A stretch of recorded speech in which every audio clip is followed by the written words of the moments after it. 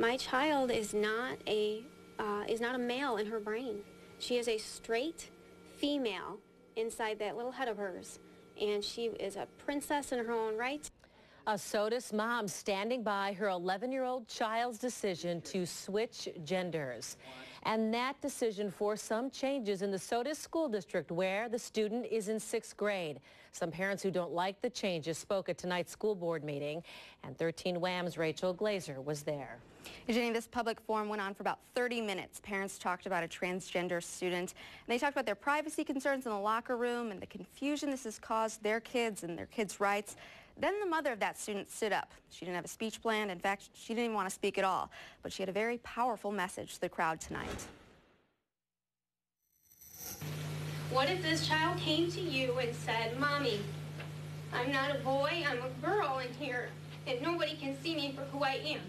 Jennifer Surridge says her child's been telling her that since the age of 3. And I had a lot of people telling me it was going to be a phase, and she'll grow out of it, and don't let her wear the dress. Surridge says it's time for her daughter to express herself. And after working with school officials, the Sodus Central School District gave her the go-ahead to let her child come to school as herself. That was Monday, and ever since, the 11-year-old has been using the girls' bathroom and locker room at the school. It's what she needed to be her, and she's so happy now. I can't even describe how she is now compared to before. When you're born, you have a birth certificate that says you're a boy or a girl. Parents of other students in the 6th grade class attended the school board meeting to speak out in protest of the district's decision. But there's really nothing to debate here. State and federal law requires the district to grant the students' request and use the facilities of the gender they identify with. How to understand it and how to present it to their children. Surridge says she's not going to let anyone take away her daughter's rights because someone else is uncomfortable. She's an amazing child, and she deserves people's respect and acceptance, just like I would accept anybody in this room.